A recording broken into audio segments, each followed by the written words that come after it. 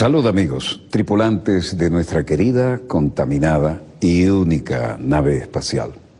La misma que, desde la última vez que nos vimos por estos medios, ha dado otra vuelta sobre su eje imaginario y, por supuesto, sigue generando acontecimientos en pleno desarrollo.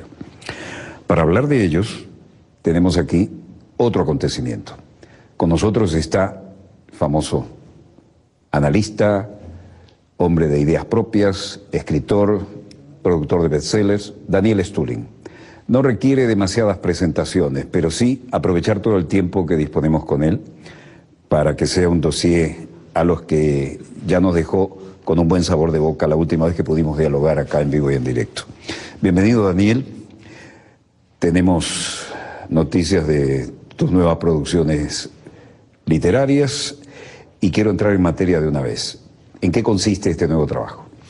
El nuevo trabajo, primero, buenas noches. Para mí es un enorme placer volver a encontrarme contigo, estar en este programa que es única e irrepetible.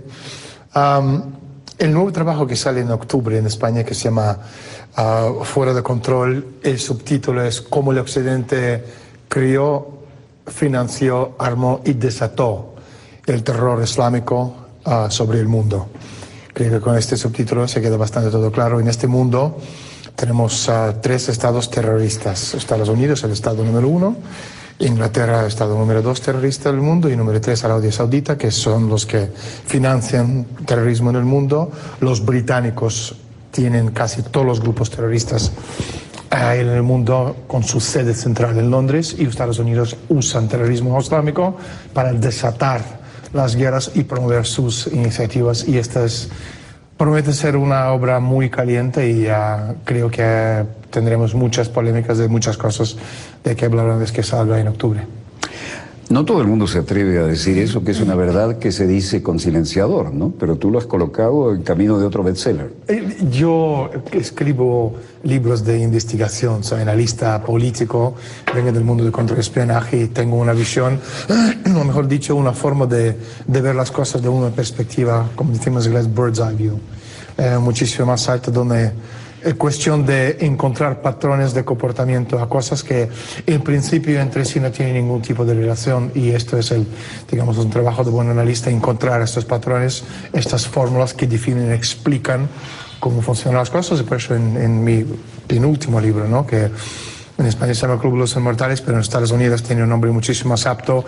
¿Cómo se llama en español? ¿Cómo se llama? El Club de los Inmortales. El Club de los Inmortales. Pero en inglés sí, es un nombre mucho más apto, que se llama Trans-Evolution, The Coming Age of Human Deconstruction, donde explico que estamos viviendo un cambio de paradigma más grande en la historia del ser humano, y que lo que estamos viviendo de aquí a muy poco tiempo va a cambiar para siempre el desarrollo del ser humano en el planeta Tierra. Y este es el libro donde yo encontré estos patrones de comportamiento entre historia económica, biología sintética, conquista del espacio, transhumanismo, y ha creado un modelo de aquí para el futuro que explica muchísimos, si no todas, de las cosas que nos están pasando. Y este es el libro, digamos, que está nominado al Pulitzer, pero en este último trabajo sobre el Islam, terrorismo, explico cosas que la gente no, a nivel tanto histórico como político, ¿no?, que una vez leído a uno tiene que entrar una rabia por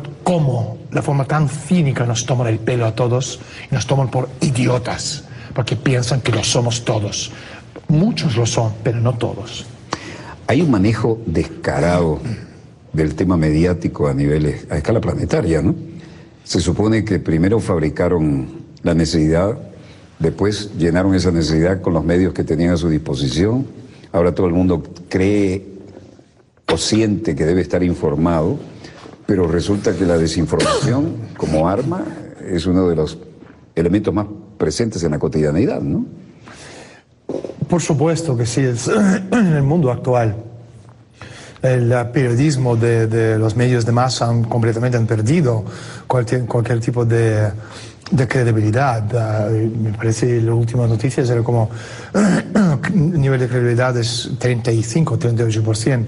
Pero lo que sí que está pasando ahora mismo, y esto también es lógico, es decir, los grandes medios de comunicación de masa occidentales, New York Times, Washington Post, CNN, Le Monde, The Economist, Wall Street Journal de este mundo, forman parte de la élite mundial. Es totalmente lógico que ellos no tienen ninguna ni obligación ni la necesidad para contar la verdad a nadie. Su objetivo es defender los objetivos de sus amos, que al fin y al cabo es el tipo que le paga los sueldos a los periodistas. A este tipo tienes el director de redacción, director general, director de los medios, el consejo editorial, consejo de administración y por encima de ellos accionistas, que al fin y al cabo, si miramos los grandes medios de comunicación, que sea New York Times o Washington Post, estos accionistas son complejo industrial militar, y uno de los grandes accionistas de medio como por ejemplo New York Times es el banco Chase Manhattan Bank de David Rockefeller. La gente a lo mejor no entienden cómo es Chase Manhattan, que tiene que ver ellos con medios de comunicación, pero sabiendo por ejemplo que los grandes bancos del mundo, su negocio principal es el lavado de dinero de la droga, medio como Chase Manhattan. Pero, baja un poquito la velocidad. Ya estamos entrando en materia interesante. Los grandes bancos del mundo, los más famosos bancos del mundo, según tú, son los grandes lavadores del dinero de la droga. No es según Daniel Stullen. Pero dilo más lentamente, porque te entusiasma, yo te sigo, pero a lo mejor algunos televidentes necesitan que tú hables con más lentitud. Sí, cuéntame. El dinero de la droga es la droga, no es el lubricante de la economía mundial, que al año mueve 950.000 millones de dólares en dinero en efectivo. Si te acuerdas, hace un par de años en el Congreso americano había los hearings, ¿no? De Hong Sheng, Banco Hong Kong Shanghai, Citigroup, Coutts, el Banco de la Reina de Inglaterra. Agarraron a todos y le dijeron, venga, siéntese aquí que tenemos que preguntarle algunas cosas. Efectivamente, Banco Wachovia, que hace un par de años pillaron lavando 439.000 millones de dólares de dinero de narcotraficantes mexicanos, y sale el presidente del banco y dice, pues yo no sé qué pasó. 439.000 millones de dólares de la droga solo del lado mexicano. Solo del lado de Wachovia. Es decir, Hong Sheng lleva 200 años haciendo lo mismo, el negocio de la venta y compra del opio a través del negocio de la reina de Inglaterra o de la corona británica. La corona era accionista en el negocio del opio, ¿no? Y además obligaba a los chinos a consumir opio. Efectivamente. Pero lo que tú me preguntaste antes, el tema de los medios de comunicación, lo que está pasando ahora, volviendo un poquito atrás, ¿no? Es que la relación, el concepto de lo que son los medios está cambiando drásticamente debido a la tecnología moderna, teléfonos, smartphones, que todo el mundo tiene smartphone, y de repente con un smartphone, que son 1.000 millones de smartphones en el mundo. 1.000 millones. 1.000 millones, 1 billón de smartphones en el mundo, y en los próximos años vienen 1.000 millones más online, principalmente en Asia. Entonces tenemos una población cada vez más enterada, y un smartphone se convierte en un medio de comunicación donde inmediatamente grabamos todo, lo pongamos online, se hace viral, y en un segundo una entrevista tuya, mía, una cosa que se ve, que sea brutalidad de policía, una injusticia en medio de Amazonia o cualquier acontecimiento, se convierte en acontecimiento global que recorre en un milisegundo todos los rincones del planeta Tierra, haber recorrido 300 millones de veces todo. Y esto es una cosa, como decía Zbigniew Brzezinski, ya en los años 90, con su libro de Tetratronic Age, ¿no? Que es, al final, este libro, el Trans-Evolution, The Coming Age of Human Deconstruction, que se llama Club de los Inmortales en español, se ahonda muchísimo más. Aquel libro era básico, este libro es, por eso está nominado al premio Pulitzer, porque ha encontrado estos comportamientos que Zbigniew Brzezinski no había encontrado. Déjame mostrarlo, porque no todo el mundo queda de una vez puesto en consideración para el Pulitzer, ¿no? El Club de los Inmortales. A ver, vamos a hacerle un close-up aquí. Cámara 1, zoom in, señor director. Acerquémonos a esto. Sin temor, vamos a darle. Háblame de esto. Entonces, está cambiando esta relación entre lo que eran los medios de comunicación de masa antes y lo que es la comunicación o los medios de hoy, porque los medios de masa están perdiendo terreno cada vez más y se les está costando cada vez más mantener la atención del público y hacernos creer lo que nos están contando. Y ¿Por obviamente, qué? ¿Por qué esa falla? Porque ¿Abusaron de su poder? aparte que abusaron, ya llega el punto. ¿Se le ve la hilacha de quiénes son los poderes que están detrás? Yo creo que hay muchísimos factores. Uno de los factores es en el mundo digitalizado completamente, porque estamos hablando de dos generaciones, analógica, que es mayor, y digital, que es más moderna, más inquieta, más comprometida con todo lo que nos rodea, porque entienden, porque al fin y al cabo son ellos que van a heredar el planeta Tierra. Entonces estamos viendo un cambio brusquísimo de este paradigma del comportamiento a nivel de los medios sociales, y son las cosas que los medios de masa no han conquistado y no lo dominan, porque al fin y al cabo Internet es un arma de doble filo. Por un lado, tienes una cantidad enorme de información que desde el punto de vista de los medios de masa puedes controlar, pero por otro lado no puedes controlar, porque en cualquier momento cualquiera puede colgar cualquier noticia que se convierte en una noticia, por muy irreal que sea en realidad. Entonces cuando vas por ejemplo, a reuniones de Club Bilderberg, tienes todos esos activistas, entre comillas, ¿no? Los truthers, como se llaman en inglés, con sus teléfonos móviles.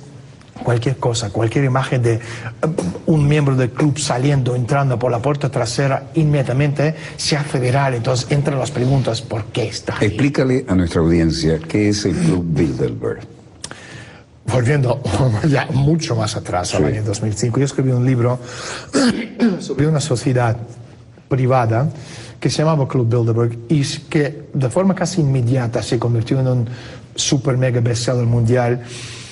Siempre todos pensamos que los acontecimientos, desde golpe de Estado, subida y bajada de precios de petróleo, las guerras, asesinatos, todo por debajo hay una mano negra, diciendo entre comillas, sin entrar en estas teorías innecesarias de conspiración. Pero la gente, hasta que salió Bilderberg, no supieron decir quiénes lo manejaban. Algunos decían judíos, otros decían masones, otros decían Illuminati. Y teníamos todas esas teorías de... Bueno, un poco de todos ellos. O no. Y al fin Pero y al cabo, Bilderberg toma el nombre de un hotel donde se reunían los poderosos en un plan secreto para controlar el mundo o algo así.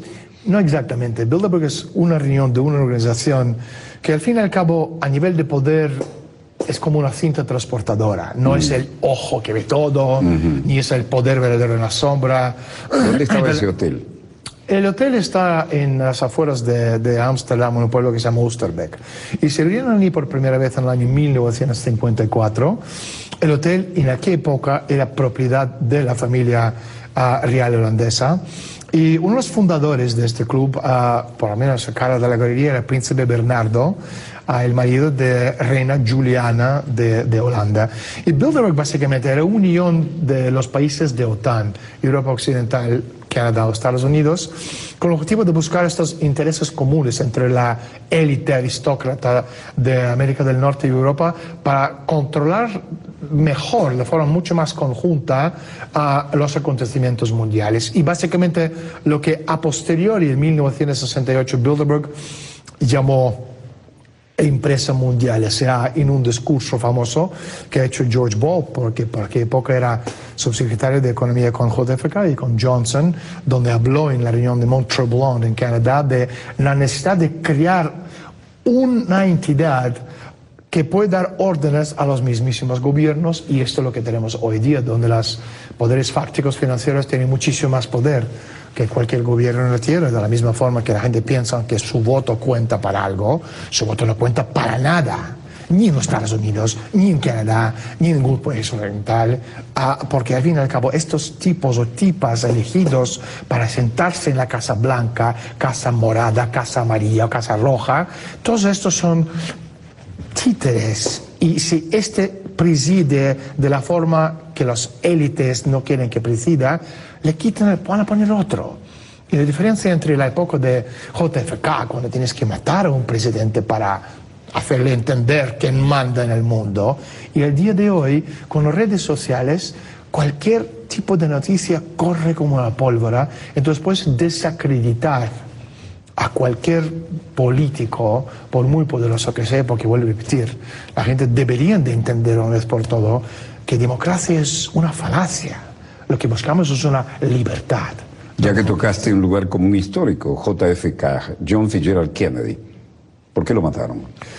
Le mataron por muchas razones y ahí seguramente cuando la gente está viendo el programa van a empezar con las teorías de conspiración, pero la razón principal de por qué mataron a Kennedy era su visión del futuro del mundo, que tiene muchísimo que ver con muchas de las cosas que yo cuento en este libro, el Club de los ¿Cuál era su visión? ¿Tenía suficiente dinero para ser independiente?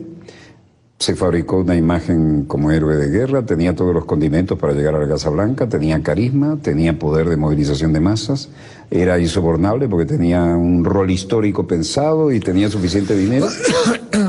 Sí, pero él lo entendía el mundo de una forma muchísimo más a largo plazo y su visión del mundo era la conquista de espacio, la carrera espacial. Sí, porque él dijo, en vez de gastar el dinero en matarnos entre nosotros, desarrollemos la tecnología y la industria, hagamos dinero y dirijámoslo a algo sano hacia el espacio. El futuro del ser humano está en el espacio, de las cosas que explico en este libro. Cuando estuvo con Castro, con Fidel Castro, yo le pregunté, le dije, comandante, ¿usted cómo entiende el concepto de inmortalidad? Y Castro se quedó sentado así, en la foto famosa, Castro está sentado así mirándome, como 3 o 4 minutos sentado callado, ¿no? La gente inteligente no tiene que hablar, tiene que pensar y reflexionar y dar su opinión. Entonces me dijo, bueno, ¿tú cómo lo ves? Y yo le dije, mira, hay mucha gente que piensa que inmortalidad es una que se cruza 30.000 veces al día y al morir su alma va al cielo. Puede ser, pero yo no lo creo. Para mí, el concepto de inmortalidad es el objetivo del ser humano de asegurarse la supervivencia de la especie. Y para que nosotros, no dentro de 50 años o 100 años, que vamos a estar aquí seguramente, sino dentro de 1000 y 5 y 10 y 100.000 años, y le pregunté, comandante, ¿vamos a estar aquí en planeta Tierra? No, entonces nuestro deber como ser humano, con esta chispa divina de la razón, era descubrir principios universales de naturaleza que mejoran la vida de todos por este kilómetro cuadrado de espacio. Y esto significa que en el momento donde nosotros ahora mismo, espacio hay siempre para todos, pero California no tiene agua, India no tiene agua, Arizona no tiene agua, no hay recursos naturales, hay guerra en el planeta Tierra por los recursos naturales, cada rincón de espacio en el planeta Tierra está inmerso en una guerra por los recursos, no hay comida. Entonces llegará el mundo donde nosotros tendremos que decidir cuál es el propósito del ser humano en el espacio. ¿Inmortalidad o trascendencia? Inmortalidad sobre todo, y este es el concepto que tenía muy en cuenta John F. Kennedy, y por eso le mataron, porque al fin y al cabo la supervivencia de la especie está ahí. Él tiene esta visión de la grandeza del ser humano, porque por cada dólar invertido en NASA te devuelve $15 en beneficios de descubrimiento. Desarrollo tecnológico exponencial. Y no hay necesidad de matarnos entre nosotros. Totalmente. Desarrollo. El aparato tecnológico militar industrial, digo, ahí tienes donde jugar. Dale, claro desarrollate. Sí, claro que sí. Y esto es algo que los círculos de Gottfried Leibniz, el grandísimo pensador alemán, lo sabían hace 300 años, que el progreso y el desarrollo de la sociedad está directamente proporcional a la densidad de población. Ahora, si eres la élite, no necesitas que seamos más, necesitas que seamos menos. Porque el prototipo, porque al fin y al cabo, si somos más, hay que dar de comer a la gente. Y como no hay comida, para que Rockefeller y su gente sobreviven, nosotros tendríamos que morir. Entonces, si miramos el prototipo de lo que está pasando hoy día con deindustrialización, crecimiento cero, destrucción de la demanda, Detroit es el prototipo de todo lo que está pasando en el mundo. Lo comentamos hace 4 años cuando yo estuve aquí en este espacio, la primera vez hablando contigo en el dossier, hablamos de esto, el deindustrialización, y hoy por hoy tenemos el prototipo, es Detroit. Y para la élite necesitan que el mundo entero se convirtiera en Detroit. Porque, vuelvo a repetir, si hablamos del crecimiento, si somos 7, 10, 15, 20 mil millones de personas, necesitamos la tecnología y el desarrollo industrial para sostener la vida de toda esta gente. Y si no hay, entonces habrá un desplome en la base de la población. Te digo un lugar común. ¿Hay límite del crecimiento? No. No hay límite de crecimiento, es una teoría, una falacia del Club de Roma, de la élite, está basado en premisa falsa. ¿Ves? El límite de crecimiento solo depende del límite de la capacidad intelectual. El bien común más importante del planeta Tierra El recurso no es ni gas ni petróleo, es la capacidad intelectual de 7.000 millones de personas que pueden entre todos descubrir principios universales de naturaleza. Entonces llegar al punto donde más mejor, pero no aquí, sino el concepto es mirar al espacio. Nosotros siempre hemos mirado al espacio, salvo que ahora con la tecnología y el desarrollo tenemos la capacidad por primera vez de realmente darse cuenta de eso.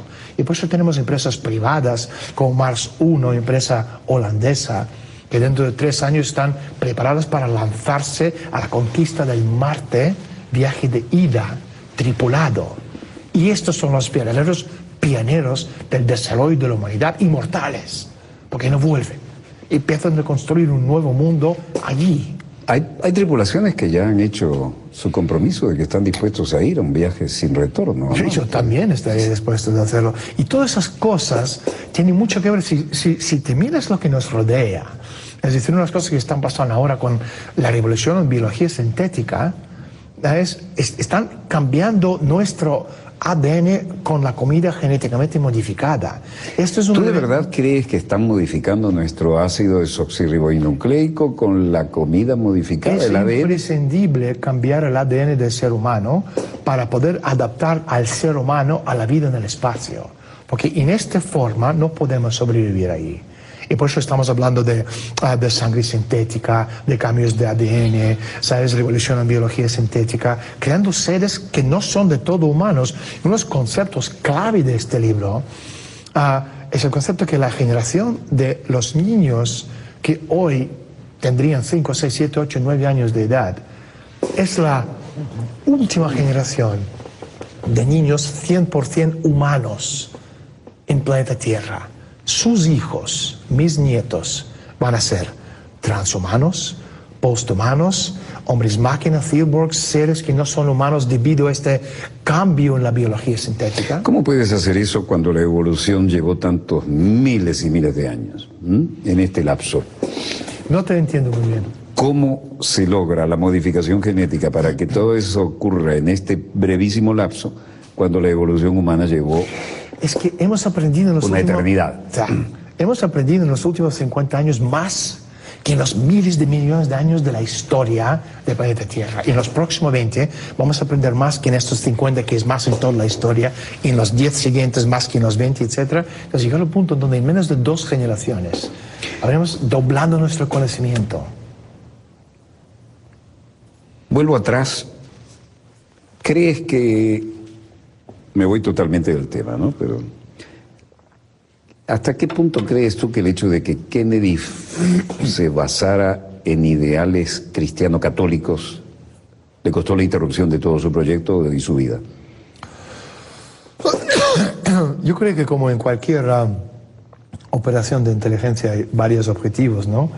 Y en este caso no es ninguna diferencia. Le mataron porque quería salir de Vietnam, porque MacArthur le había dicho en su lecho de muerte: no metas en guerra terrestre en Vietnam, porque quería devolver el poder del dinero al gobierno americano, como lo que es por la Constitución.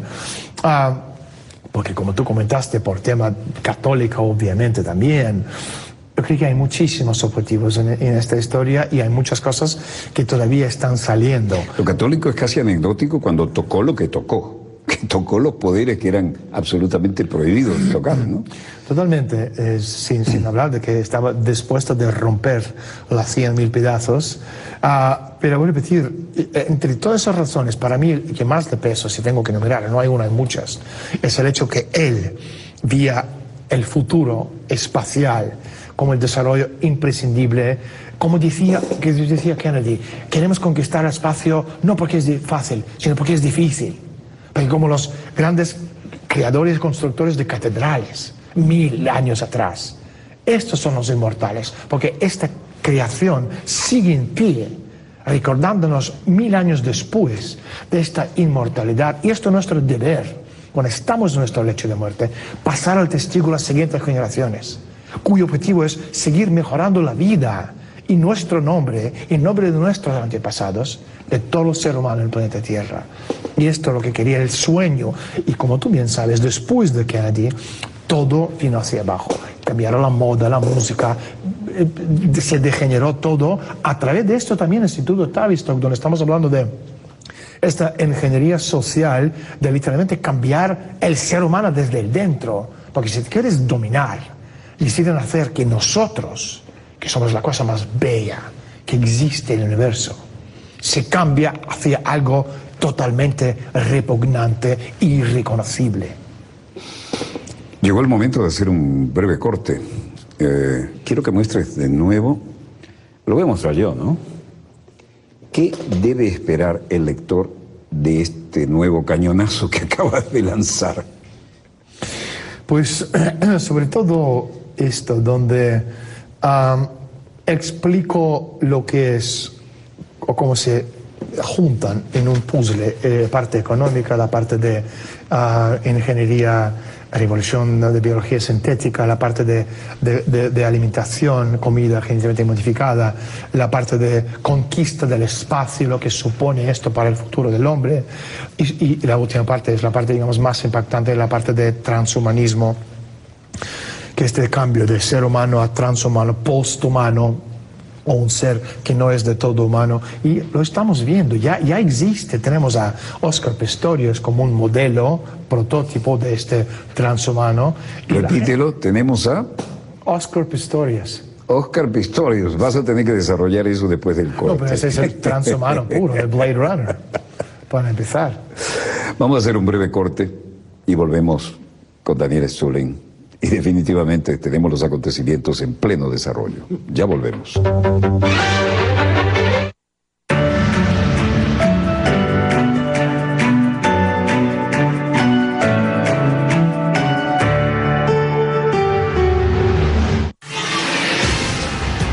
Cuando la derecha ataca, comienza la unidad, pero en la calle. La zurda le responde.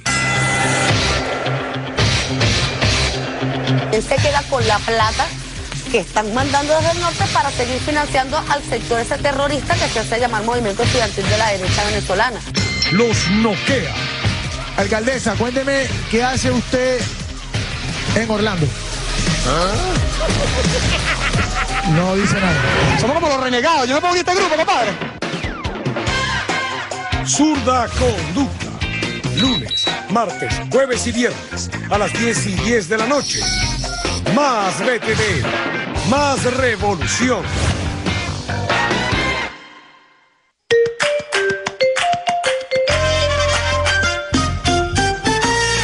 Gran misión Vivienda Venezuela. 4 años construyendo hogares dignos y seguros para el bienestar del pueblo venezolano. A 48 meses de su creación, se han entregado más de 700.000 viviendas, de las cuales el 60% son construidas por el Poder Popular Organizado. Entregando la llave empieza un nuevo camino, que es la construcción con amor de un hogar de la patria, de una comunidad unida, de una nueva sociedad, el socialismo comunitario como expresión más grande de la existencia humana. Para celebrar este aniversario, el presidente Nicolás Maduro entregó 3.894 viviendas en 17 estados del país. Gracias primeramente también al presidente Chávez por la creación de la Gran Misión Vivienda, y que gracias a que él vino a despertar ese pueblo, ¿verdad? Hoy vivimos en revolución y tenemos, ¿verdad?, una mejor calidad de vida. La Gran Misión Vivienda es una realidad. Esa realidad la estoy viviendo yo en este momento. Por eso estoy feliz, alegre, porque tengo un techo digno. Es que solo en revolución, las necesidades del pueblo son la prioridad. Gran Misión Vivienda. Venezuela. Él es Juan. Nunca en su vida ha trabajado en un banco. Sin embargo, es pieza fundamental para que millones de personas tengan acceso a la banca. Ella es María, y aunque no es doctora, su esfuerzo de todos los días ayuda a salvar vidas. También está Alberto, que no es agricultor, Y aún así, gracias a su trabajo, toneladas de alimentos se producen, procesan y distribuyen a diario.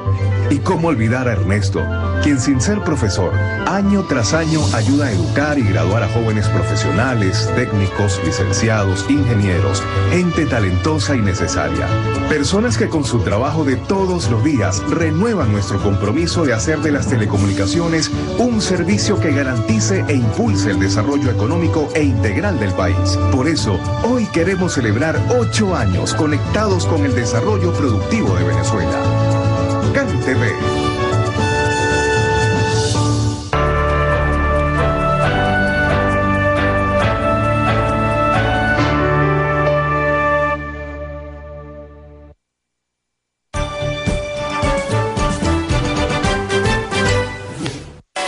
¿Saben ustedes cuántas personas participaron en estas primarias de hoy?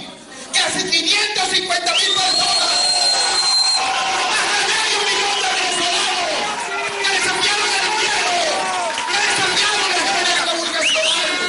¡Que desafiaron al director!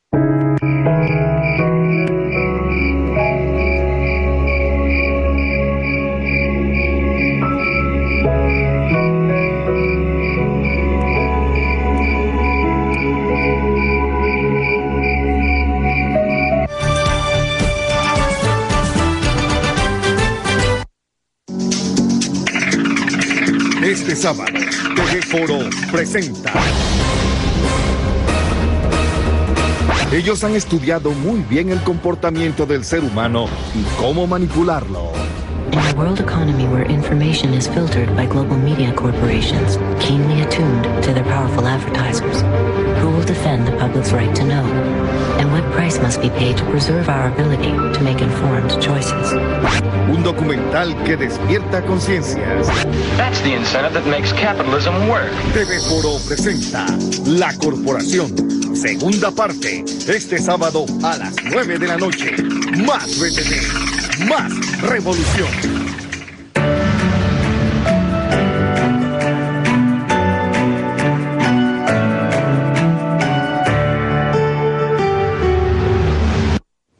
Volvemos con más acontecimientos en pleno desarrollo y los tenemos en casa. Siempre impactante, Daniel Stulin nos acompaña en otro dossier para la colección. Hay temas que habíamos conversado fuera de cámara. Acabamos de tocar uno. Abre fuego con él. Retiro la pregunta que iba a hacer. Abre fuego directamente. Sí. Unas cosas que está pasando, ¿no? Viendo un poco el panorama mundial, es hasta qué punto, por primera vez en la historia, hay un genocidio organizado contra todas las razas y especies humanas. Podemos hablar de América Latina, podemos hablar de México, de todo lo que está pasando ahí con las bandas criminales y mafias.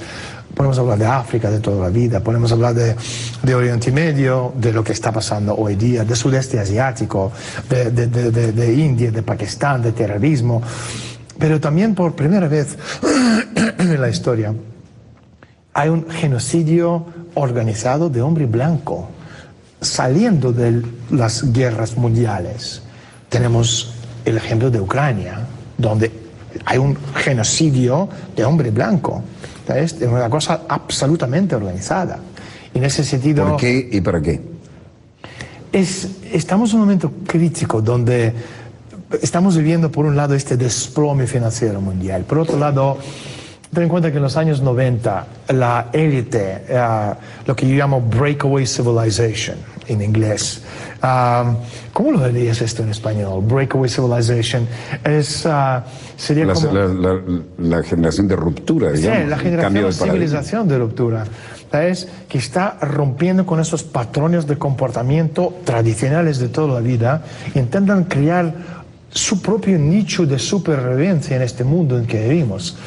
Entonces, en los años 90 ha habido un esfuerzo organizado de lo que yo llamo coup d'État, golpe de Estado económico, donde esta élite supranacional empezó de sacar el dinero de los países de G7 y reinvertirlo para controlar los mercados emergentes. Las consecuencias de esto nos llevó a las burbujas que hemos visto, el desplome financiero que estamos viviendo, que también es una cosa organizada, porque por un lado, si volviendo a todos esos conceptos, ¿no?, de lo que estamos hablando, cubrirlos mortales, el futuro de la humanidad,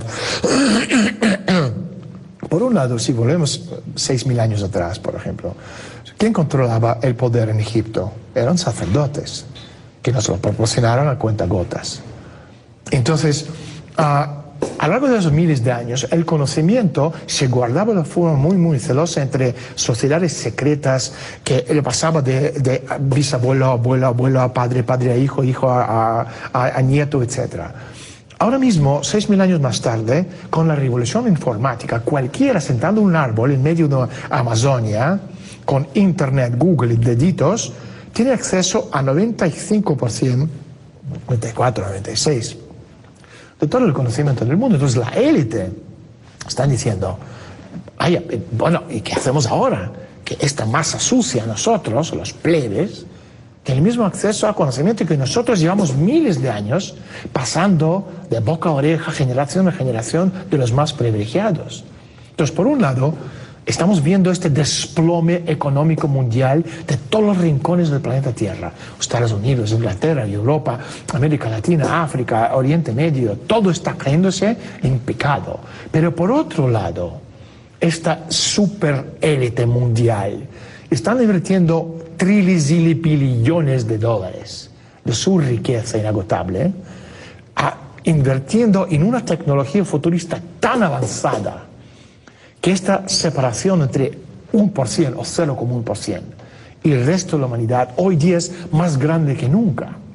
Y por eso estamos viendo tantos desarrollos tecnológicos, tanto progreso que casi a diario nos están bombardeando con noticias, rebrain engineering, la capacidad de bajar nuestra conciencia a un avatar de nuestra elección, todas esas cosas que vienen a través de movimientos tan variopintos como por ejemplo Rusia 2045, de gente como Ray Kurzweil, que es el gran puba de toda la tecnología en Google, uno de los inventores más importantes del siglo XX, a Michio Kaku, estos tipos de personas que están unidos en movimientos ¿Tú dijiste el gran Puge? Gran Puba. Puba, explícamelo. El gran jefe. ¿En qué idioma? ¿En qué jerga? Es en inglés, puba es una cosa de... se le dice en inglés puba, pero bueno, palabra en sí no existe, pero lo usan. ¿Es un código de quiénes? No, no es un código, es una cosa de un sitcom americano, ¿no? Donde usan estas palabras. Entonces, lo que estamos viendo es eso, estamos viendo el desplome financiero económico, estamos viendo el genocidio organizado como contra hombre blanco, estamos viendo cosas que están pasando que hace 10 años habían choqueado, yo creo que cualquiera. Y hoy día no choquea a nadie porque estamos tan acostumbrados a un nivel de violencia tan alto que parece, o sea, el ser humano llegar al punto donde es capaz de aguantar cualquier cosa que eso está pasando. Y sin, obviamente, comentar o dejar de comentar lo que estamos viendo en Oriente Medio. Yo te quería llevar a ese punto, digo, en medio de todas estas teorías macro, volvamos a cosas tradicionales, casi bíblicas, ¿no? ¿Cómo hacemos para que convivan israelíes y palestinos? Nosotros los cristianos en Tierra Santa. Nosotros los cristianos con derecho a Tierra Santa. A ver. ¿Sabes lo que pasa? Que Israel como Estado es un ejemplo perfecto de un campo de concentración sin barrotes nazi. Si vuelves a las raíces de lo que es Estado en Israel, cómo se creó el Estado en sí, es fanatismo puro, peor fanatismo que cualquier fanatismo de los wahhabís de Arabia Saudita. Entonces tú no puedes de ninguna forma hacer estos dos conviven de ninguna manera. Los británicos lo crearon a propósito porque necesitan conflicto a nivel mundial. Es una de las tesis que explico en este nuevo libro. Pero la vieja raposa Inglaterra sigue teniendo ese poder. La vieja no es vieja, es más maligna que nunca. El poder del Imperio Británico nunca ha dejado de existir. Fíjate en este libro, ¿no? El nuevo, Fuera de Control, sobre el Islam. Repite el nombre. Fuera de control. Yo quería llamarlo otra cosa, quería llamarlo en el nombre de Allah. con subtítulo Cómo el Occidente crió, armó y desató el terror islámico en el mundo. Pero mi editorial Planeta tiene muchísimo miedo con este título, entonces quedamos con un título, digamos, de consenso, ¿no? Fuera de control. Y entonces, claro, tú ves el papel del Imperio Británico y te das cuenta que 90% de todos los grupos terroristas del mundo tienen su sede central en Londres. ¿Y el MI6 qué hace? ¿Mira por otro lado? No, MI6 no, mira por otro lado. Lo fabrica. Forman parte de toda esta conspiración. Mira, te pongo un ejemplo. Patean al MI5. Es una locura. Claro, que te das cuenta en locura que vivimos. Bueno, aclaremos, para lo que no le gusta esto a usted, el MI6, el MI6, sería la CIA versión británica, ¿no? Y el MI5 sería la FBI. Y el MI5 sería el interno, ¿no? Y el MI6 es el servicio exterior. Entonces lo que tú tienes, pongo un ejemplo, el tipo que se puso enfrente del Ejército de Liberación de Libia era un tipo que se llama Ahmed Belhaj. Este tipo Belhaj, en el año 88 hasta 92, era el terrorista número 1 de Estados Unidos, miembro de Al-Qaeda. Es decir, después se convirtió otro que se llama Bin Laden, pero antes era Belhaj. Después de 11S, a Belhaj le arrestaron en 2002 y estuvo preso en Guantánamo unos 6 años y medio. Cuando se fragó el plan entre MI6 británico y el gobierno americano para ir, y por supuesto los sauditas, no podemos eliminar los sauditas que están en todas las operaciones sucias, están dispuestos a luchar cualquier guerra hasta el último hombre muerto americano. Sí, pero ellos ponen el billete, no ponen los Ellos le ponen el billete, efectivamente, no pueden poner el soldado porque son beduinos. Ahora,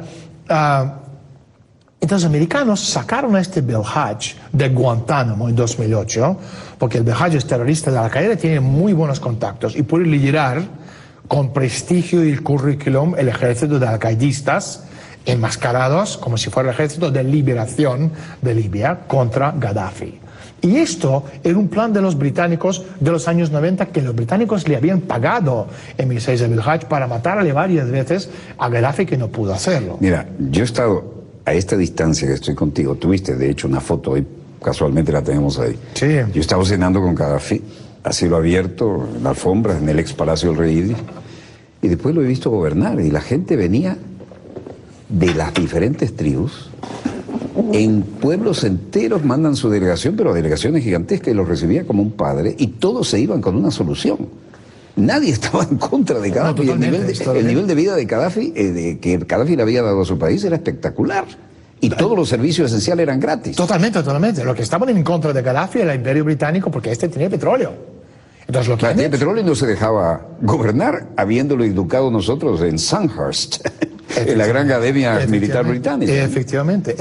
Y un nacionalista honesto, y las cosas las decía de frente. Un tipo con un carisma impresionante. Claro. Entonces crearon a este personaje Belhaj, que se puso enfrente del ejército para derrocar a Gaddafi. Le derrocaron por fin a Gaddafi, y después a este Belhaj, que era alcaidista número 1 en los años finales 80, principios de los 90, que pasó 6 años y medio en Guantánamo, le sacaron de la cárcel, le pusieron enfrente del ejército de Al-Qaeda, le pagaron $8 millones para hacerse con este ejército, y cuando derrocó a Gaddafi, le hicieron gobernador militar de Trípoli.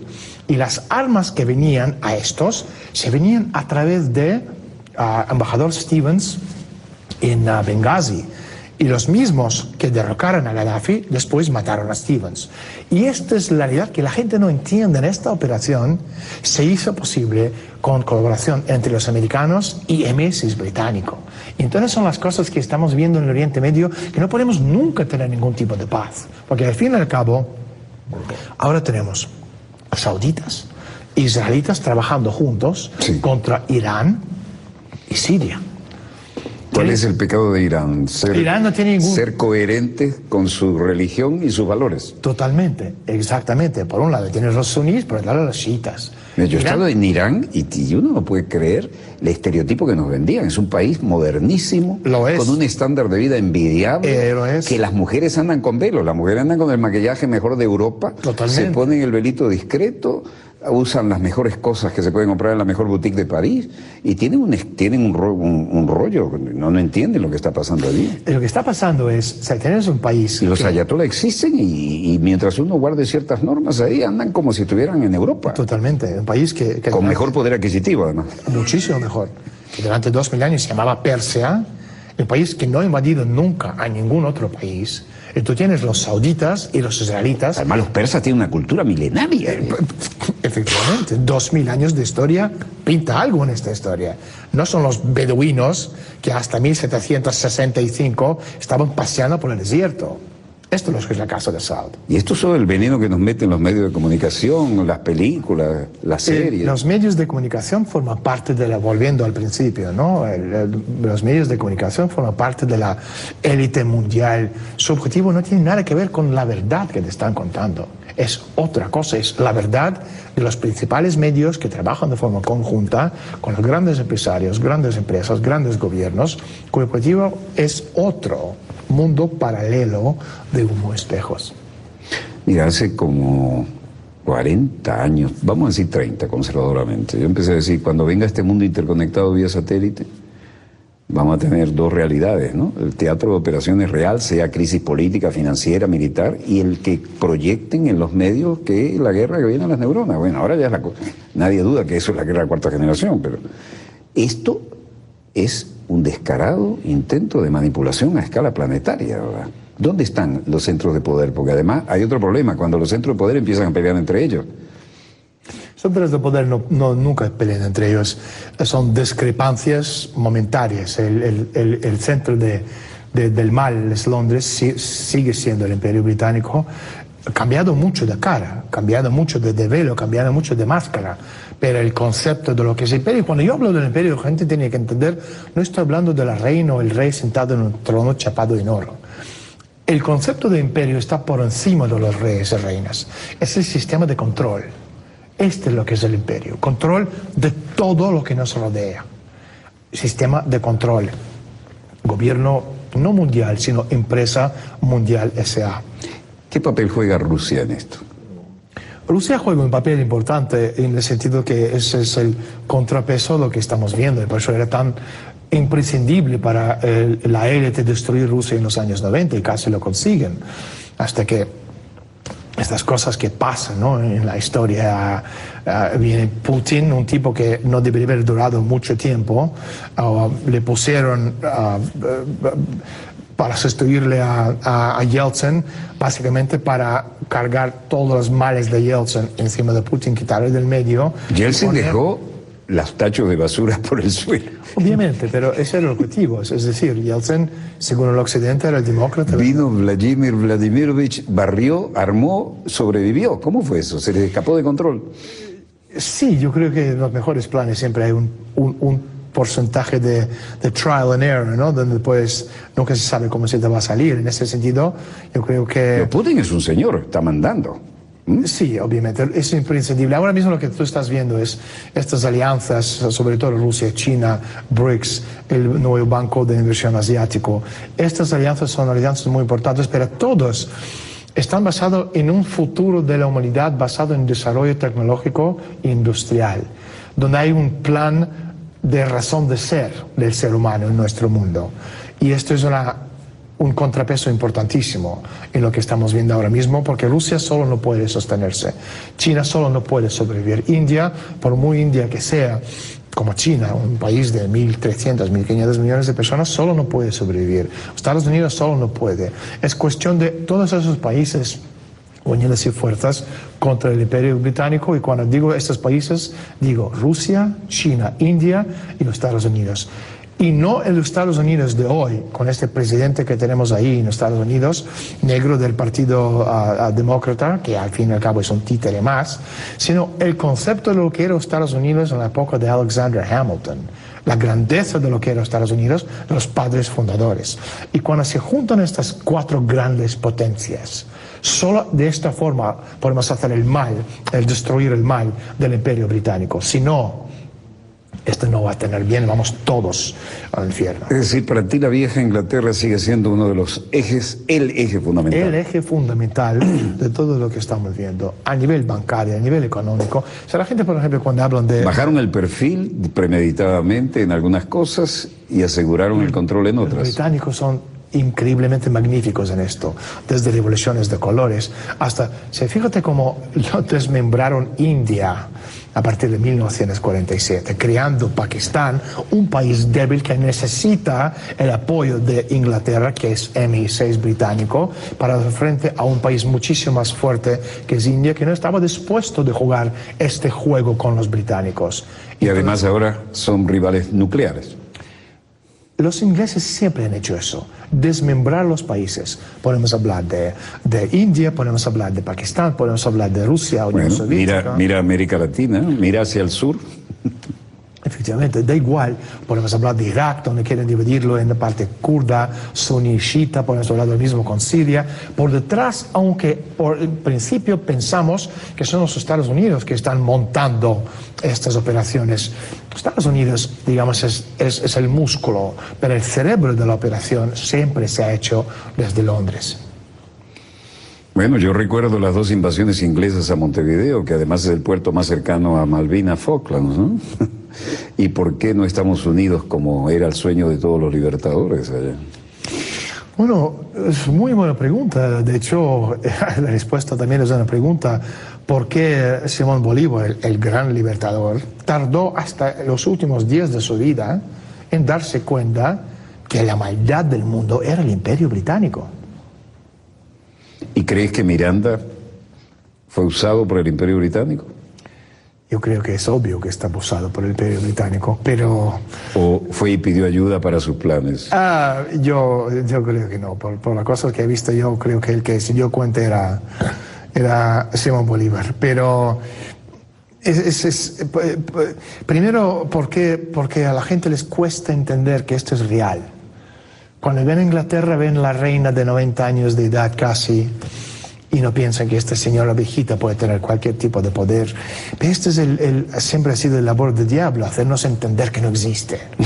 Y si miramos desde los estamentos financieros, ¿no? Wall Street, es una creación del Imperio Británico. No es una empresa americana nominal. Es una creación del imperio. Los grandes empresarios que crearon los grandes bancos, Wall Street, son todos anglófilos. Y podemos hablar, por ejemplo, de cuántos presidentes en América Latina, empezando por Santos en Colombia. Acabo de llegar de Colombia. Alguien dijo una vez, y espero no ser irrespetuoso, estoy citando a alguien que tenía cierto predicamento, ¿no? Dice, en Colombia la clase baja se comporta como el charro mexicano, la clase media quiere comportarse como los estadounidenses, pero la clase alta quisiera comportarse como la aristocracia británica. Totalmente. Entonces tenemos un presidente Santos, yo estuve esta semana en Colombia y di una conferencia en Teatro Heredia y me preguntaron, bueno, ¿y tú ves el desarrollo industrial tecnológico en Colombia? Y dije, o sea, mientras hay un presidente anglófilo, nunca puedes tener ningún tipo de desarrollo, porque los ingleses no tienen, Colombia no es un amigo de Inglaterra, es un vasallo de conveniencia del momento. Los ingleses son ingleses por encima de todo. En ese sentido, uno que sigue los patrones británicos, que es deindustrialización, crecimiento cero. Si pudieran, nos dejarían todos en pelotas, desnudos, vacíos,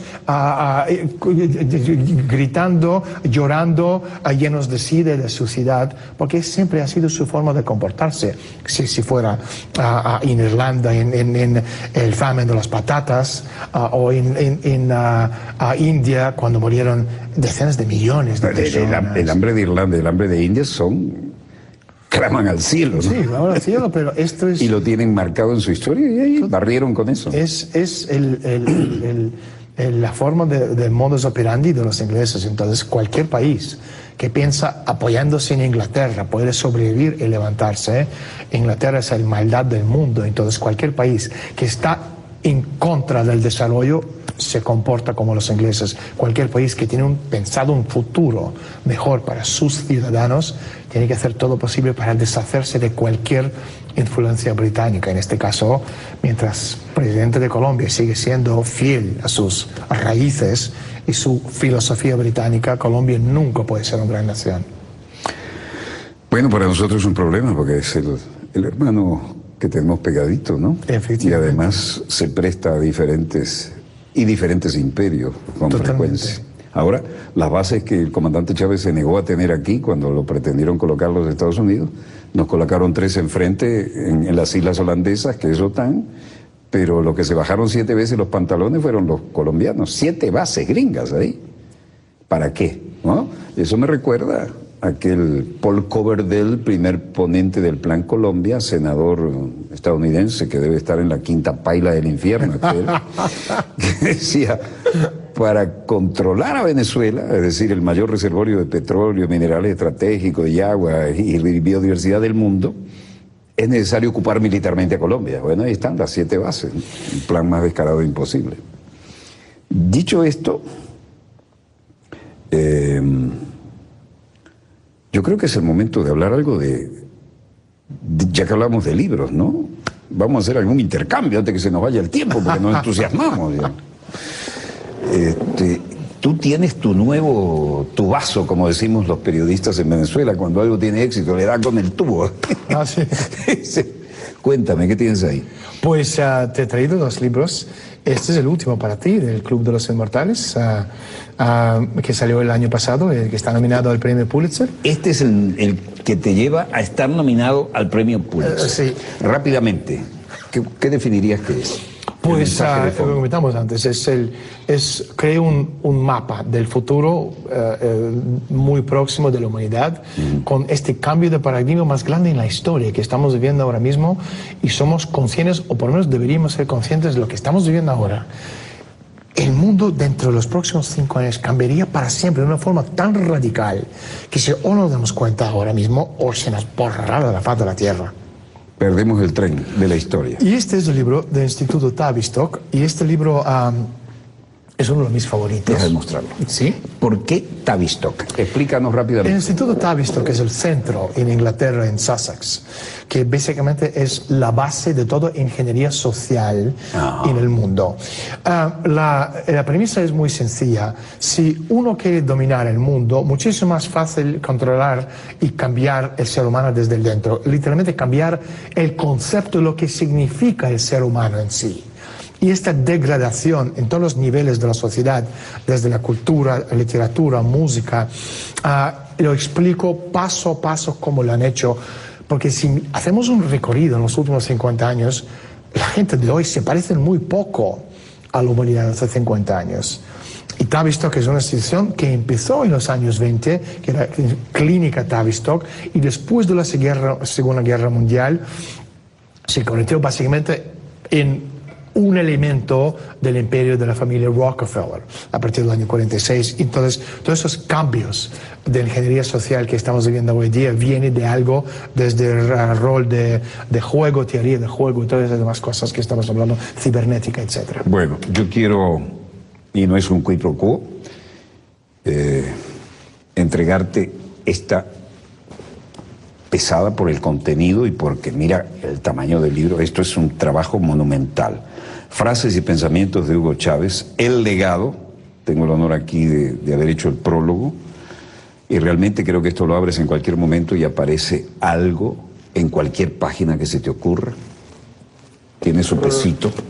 Muchísimas gracias. Y después quiero entregarte mi sorprendente bestseller, que se agotó 4 veces y se sigue agotando. 76 domingos en nuestra querida, contaminada y única nave espacial, en la que 76 domingos donde no vi ni playa ni nada, ni tampoco mi compañera la doctora Lida Sanoja, para poder mostrar lo que ocurría en el mundo y llenar una página entera el domingo. Bueno, había que trabajar desde el viernes y el sábado y tratar de que los acontecimientos no nos superaran. Fue una linda experiencia, agotadora pero gratificante, porque además se ha recibido con tal éxito que se agotó 4 veces y se sigue agotando. Muchísimas gracias. Muchísimas y espero gracias. que te sirva. Eso lo puedes abrir donde te dé la gana. No tiene continuidad. Yo empezaría con página 1. Y dicho esto, creo que se nos acabó el tiempo y el señor director nos está diciendo que hay que terminar este programa.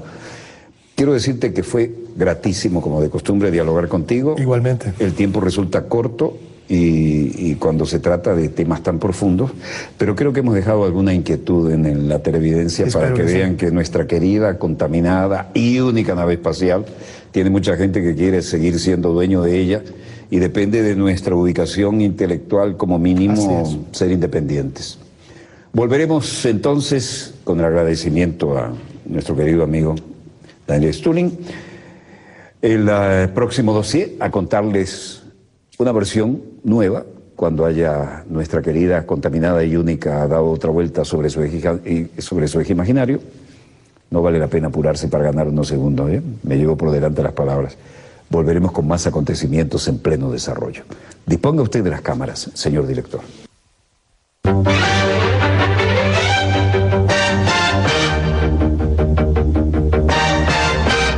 Porque en cualquier momento cualquiera puede colgar cualquier noticia que se convierte en una noticia, por muy irreal que sea en realidad. Entonces, cuando vas a, por ejemplo, a reuniones de Club Bilderberg, tienes todos esos activistas, entre comillas, ¿no? Los truthers, como se llaman en inglés, con sus teléfonos móviles, cualquier cosa, cualquier imagen de un miembro del club saliendo, entrando por la puerta trasera, inmediatamente se hace viral. Entonces entran las preguntas, ¿por qué está ahí? Explícale a nuestra audiencia qué es el Club Bilderberg. Volviendo ya mucho más atrás, al año 2005, yo escribí un libro sobre una sociedad privada que se llamaba Club Bilderberg y que de forma casi inmediata se convirtió en un super mega bestseller mundial. Siempre todos pensamos que los acontecimientos desde golpe de Estado, subida y bajada de precios de petróleo, las guerras, asesinatos, todo por debajo hay una mano negra, decir entre comillas, sin entrar en estas teorías innecesarias de conspiración. Pero la gente, hasta que salió Bilderberg, no supieron decir quiénes lo manejaban. Algunos decían judíos, otros decían masones, otros decían los Illuminati. Y teníamos todas esas teorías de... Bueno, un poco de todos ellos. O no.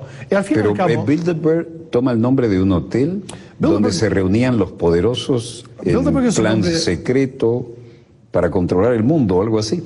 No exactamente. Bilderberg es una reunión de una organización que al fin y al cabo a nivel de poder es como una cinta transportadora. No es el ojo que ve todo, ni es el poder verdadero en la sombra. ¿Dónde estaba ese hotel? El hotel está en las afueras de Ámsterdam, en un pueblo que se llama Oosterbeek. Y se reunieron allí por primera vez en el año 1954. El hotel en aquella época era propiedad de la familia real holandesa.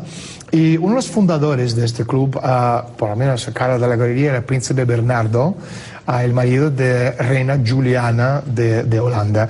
Y Bilderberg básicamente era una unión de los países de OTAN, Europa Occidental, Canadá o Estados Unidos, con el objetivo de buscar estos intereses comunes entre la élite aristócrata de América del Norte y Europa para controlar mejor, de forma mucho más conjunta, los acontecimientos mundiales. Y básicamente lo que a posteriori, en 1968, Bilderberg llamó empresa mundial, o sea, en un discurso famoso que ha hecho George Ball, porque por aquella época era subsecretario de Economía con JFK y con Johnson, donde habló en la reunión de Mont Tremblant en Canadá de la necesidad de crear una entidad que puede dar órdenes a los mismísimos gobiernos, y esto es lo que tenemos hoy día, donde los poderes fácticos financieros tienen muchísimo más poder que cualquier gobierno en la Tierra. De la misma forma que la gente piensa que su voto cuenta para algo, su voto no cuenta para nada, ni en los Estados Unidos, ni en Canadá, ni en ningún país oriental,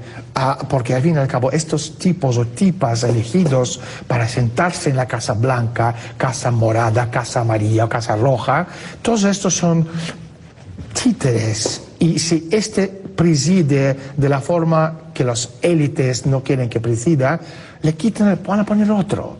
Y la diferencia entre la época de JFK, cuando tienes que matar a un presidente para hacerle entender quién manda en el mundo, y el día de hoy, con las redes sociales, cualquier tipo de noticia corre como la pólvora, entonces puedes desacreditar a cualquier político, por muy poderoso que sea, porque vuelvo a repetir, la gente debería de entender una vez por todo que democracia es una falacia. Lo que buscamos es una libertad. Ya que tocaste un lugar común histórico, JFK, John Fitzgerald Kennedy, ¿por qué lo mataron? Le mataron por muchas razones, y ahí seguramente cuando la gente está viendo el programa van a empezar con las teorías de conspiración, pero la razón principal de por qué mataron a Kennedy era su visión del futuro del mundo, que tiene muchísimo que ver con muchas de las cosas que yo cuento en este libro, el Club de los ¿Cuál era su visión? ¿Tenía suficiente dinero para ser independiente? Se fabricó una imagen como héroe de guerra, tenía todos los condimentos para llegar a la Casa Blanca, tenía carisma, tenía poder de movilización de masas, era insobornable porque tenía un rol histórico pensado y tenía suficiente dinero. Sí, pero él lo entendía el mundo de una forma muchísimo más a largo plazo, y su visión del mundo era la conquista de espacio, la carrera espacial. Sí, porque él dijo, en vez de gastar el dinero en matarnos entre nosotros, desarrollemos la tecnología y la industria, hagamos dinero y dirijámoslo a algo sano hacia el espacio. El futuro del ser humano está en el espacio, de las cosas que explico en este libro. Cuando estuvo con Castro, con Fidel Castro, yo le pregunté, le dije, comandante, ¿usted cómo entiende el concepto de inmortalidad? Y Castro se quedó sentado, así en la foto famosa, Castro está sentado así mirándome, como 3 o 4 minutos sentado callado, ¿no? La gente inteligente no tiene que hablar, tiene que pensar y reflexionar y dar su opinión. Entonces me dijo, bueno, ¿tú cómo lo ves? Y yo le dije, mira, hay mucha gente que piensa que inmortalidad es una que se cruza 30.000 veces al día y al morir su alma va al cielo. Puede ser, pero yo no lo creo. Para mí, el concepto de inmortalidad es el objetivo del ser humano de asegurarse la supervivencia de la especie. Y para que nosotros, no dentro de 50 años o 100 años, que vamos a estar aquí seguramente, sino dentro de 1000 y 5 y 10 y 100.000 años, y le pregunté, comandante, ¿vamos a estar aquí en planeta Tierra? No, entonces nuestro deber como ser humano, con esta chispa divina de la razón, era descubrir principios universales de naturaleza que mejoran la vida de todos por este kilómetro cuadrado de espacio. Y esto significa que en el momento donde nosotros ahora mismo, espacio hay siempre para todos, pero California no tiene agua, India no tiene agua, Arizona no tiene agua, no hay recursos naturales, hay guerra en el planeta Tierra por los recursos naturales, cada rincón de espacio en el planeta Tierra está inmerso en una guerra por los recursos, no hay comida. Entonces llegará el mundo donde nosotros tendremos que decidir cuál es el propósito del ser humano en el espacio. ¿Inmortalidad o trascendencia? Inmortalidad sobre todo, y este es el concepto que tenía muy en cuenta John F. Kennedy, y por eso le mataron, porque al fin y al cabo la supervivencia de la especie está ahí. Él tiene esta visión de la grandeza del ser humano, porque por cada $1 invertido en NASA, te devuelve $15 en beneficios de descubrimiento. Desarrollo tecnológico exponencial. Y no hay necesidad de matarnos entre nosotros. Totalmente. Desarrollo. El aparato tecnológico militar industrial, digo, ahí tienes donde jugar, dale, claro desarrollate. Sí, claro que sí. Y esto es algo que los círculos de Gottfried Leibniz, el grandísimo pensador alemán, lo sabían hace 300 años, que el progreso y el desarrollo de la sociedad está directamente proporcional a la densidad de población. Ahora, si eres la élite, no necesitas que seamos más, necesitas que seamos menos, porque el prototipo, porque al fin y al cabo, si somos más, hay que dar de comer a la gente. Y como no hay comida, para que Rockefeller y su gente sobreviven, nosotros tendremos que morir. Entonces, si miramos el prototipo de lo que está pasando hoy día con deindustrialización, crecimiento cero, destrucción de la demanda, Detroit es el prototipo de todo lo que está pasando en el mundo. Y lo comentamos hace 4 años cuando yo estuve aquí en este espacio, la primera vez hablando contigo en el dossier, hablamos de esto, el deindustrialización, y hoy por hoy tenemos el prototipo, es Detroit. Y para la élite necesitan que el mundo entero se convirtiera en Detroit. Porque, vuelvo a repetir, si hablamos del crecimiento, si somos 7, 10, 15, 20 mil millones de personas, necesitamos la tecnología y el desarrollo industrial para sostener la vida de toda esta gente. Y si no hay, entonces habrá un desplome en la base de la población. Te digo un lugar común. ¿Hay límite del crecimiento? No. No hay límite de crecimiento, es una teoría, una falacia del Club de Roma, de la élite, está basado en premisa falsa. ¿Veis? El límite de crecimiento solo depende del límite de la capacidad intelectual. El bien común más importante del planeta Tierra, el recurso, no es ni gas ni petróleo, es la capacidad intelectual de 7.000 millones de personas que pueden entre todos descubrir principios universales de naturaleza. Entonces llegar al punto donde más mejor, pero no aquí, sino el concepto es mirar al espacio. Nosotros siempre hemos mirado el espacio, salvo que ahora con la tecnología y el desarrollo tenemos la capacidad por primera vez de realmente darse cuenta de eso. Y por eso tenemos empresas privadas como Mars 1, empresa holandesa, que dentro de 3 años están preparadas para lanzarse a la conquista del Marte, viaje de ida, tripulado.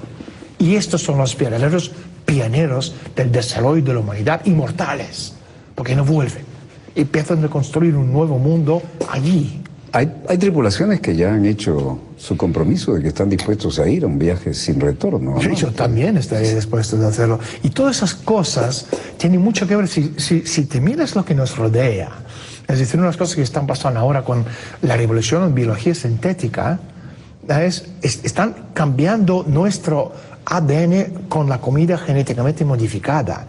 Esto es ¿Tú de verdad crees que están modificando nuestro ácido desoxirribonucleico con la comida modificada, el ADN? Es imprescindible cambiar el ADN del ser humano para poder adaptar al ser humano a la vida en el espacio. Porque en esta forma no podemos sobrevivir ahí. Y por eso estamos hablando de sangre sintética, de cambios de ADN, ¿sabes? Revolución en biología sintética, creando seres que no son de todo humanos. Uno de los conceptos clave de este libro es el concepto que la generación de los niños que hoy tendrían 5, 6, 7, 8, 9 años de edad es la última generación de niños 100% humanos en planeta Tierra. Sus hijos, mis nietos, van a ser transhumanos, posthumanos, hombres máquinas, cyborgs, seres que no son humanos debido a este cambio en la biología sintética. ¿Cómo puedes hacer eso cuando la evolución llevó tantos miles y miles de años en este lapso? No te entiendo muy bien. ¿Cómo se logra la modificación genética para que todo eso ocurra en este brevísimo lapso cuando la evolución humana llevó es que hemos aprendido en los una eternidad? Hemos aprendido en los últimos 50 años más que en los miles de millones de años de la historia del planeta Tierra. Y en los próximos 20 vamos a aprender más que en estos 50, que es más en toda la historia, y en los 10 siguientes más que en los 20, etc. Entonces llegar al punto donde en menos de 2 generaciones habremos doblando nuestro conocimiento. Vuelvo atrás. ¿Crees que...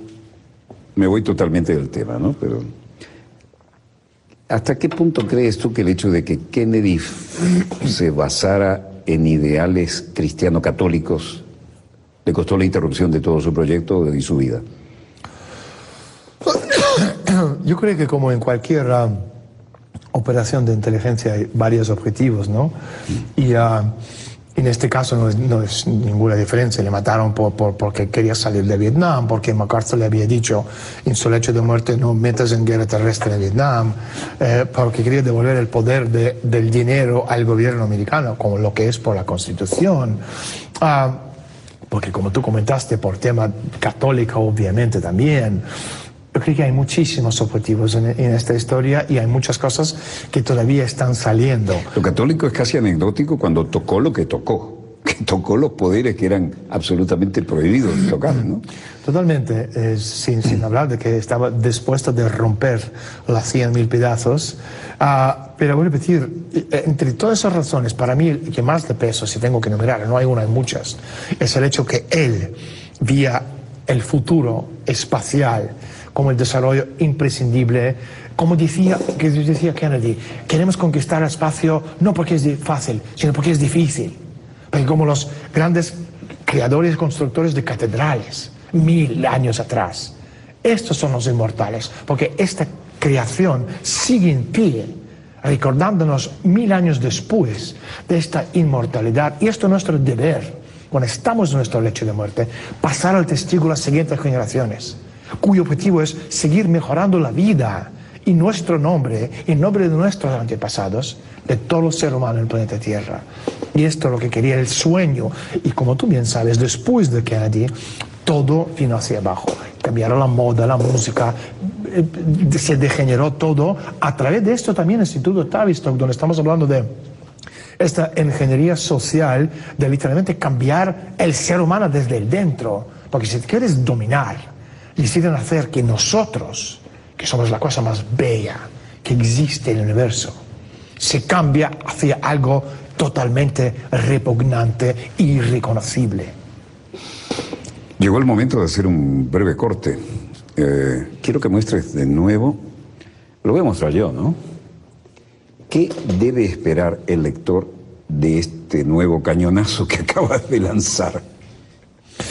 Pues sobre todo esto, donde explico lo que es, o cómo se juntan en un puzzle, la parte económica, la parte de ingeniería, revolución de biología sintética, la parte de alimentación, comida genéticamente modificada, la parte de conquista del espacio, lo que supone esto para el futuro del hombre, y la última parte es la parte, digamos, más impactante, la parte de transhumanismo, que es este cambio de ser humano a transhumano, posthumano, o un ser que no es de todo humano, y lo estamos viendo, ya existe. Tenemos a Oscar Pistorius como un modelo, prototipo de este transhumano. Repítelo, tenemos a Oscar Pistorius. Oscar Pistorius, vas a tener que desarrollar eso después del corte. No, pero ese es el transhumano puro, el Blade Runner, para empezar. Vamos a hacer un breve corte y volvemos con Daniel Stulin. Y definitivamente tenemos los acontecimientos en pleno desarrollo. Ya volvemos.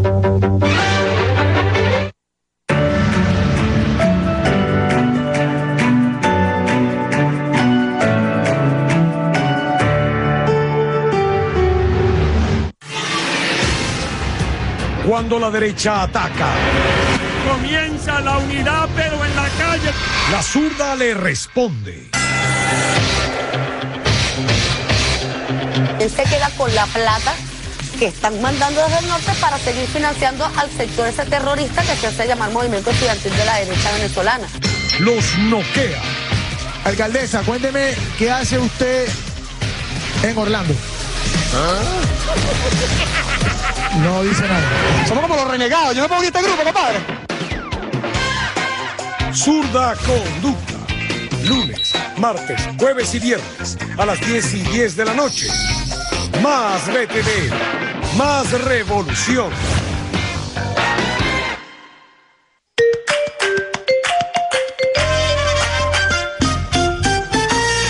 Gran Misión Vivienda Venezuela. 4 años construyendo hogares dignos y seguros para el bienestar del pueblo venezolano.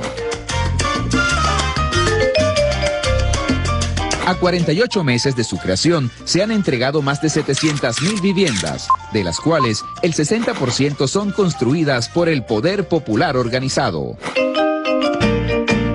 Entregando la llave empieza un nuevo camino, que es la construcción con amor de un hogar de la patria, de una comunidad unida, de una nueva sociedad, el socialismo comunitario como expresión más grande de la existencia humana.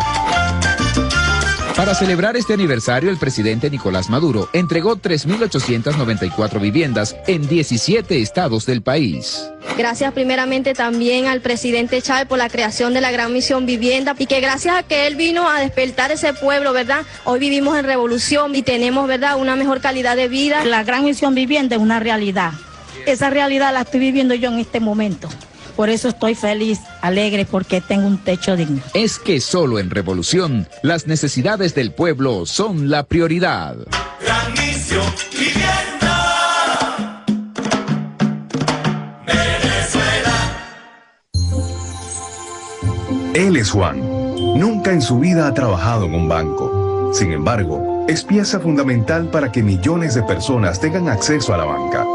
Ella es María, y aunque no es doctora, su esfuerzo de todos los días ayuda a salvar vidas. También está Alberto, que no es agricultor, y aún así, gracias a su trabajo, toneladas de alimentos se producen, procesan y distribuyen a diario. Y cómo olvidar a Ernesto, quien sin ser profesor, año tras año ayuda a educar y graduar a jóvenes profesionales, técnicos, licenciados, ingenieros, gente talentosa y necesaria.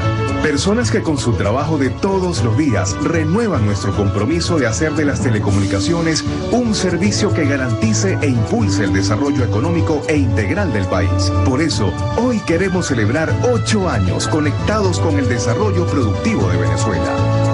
CAN TV.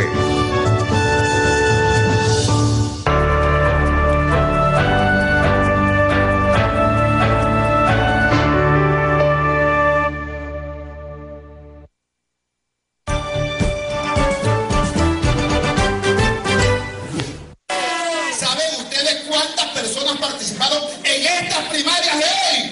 Casi 550.000 personas. Más de medio millón de venezolanos que desafiaron el gobierno, que desafiaron el régimen comunicacional, que desafiaron al director.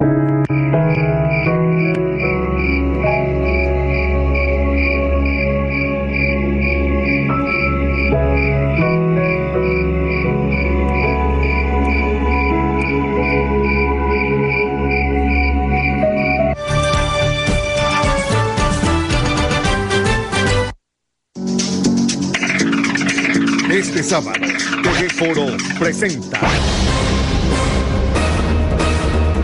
Ellos han estudiado muy bien el comportamiento del ser humano y cómo manipularlo. In a world economy where information is filtered by global media corporations, keenly attuned to their powerful advertisers, who will defend the public's right to know? And what price must be paid to preserve our ability to make informed choices? Un documental que despierta conciencias. That's the incentive that makes capitalism work. TV Foro presenta La Corporación, segunda parte, este sábado a las 9 de la noche. Más BTV, más revolución.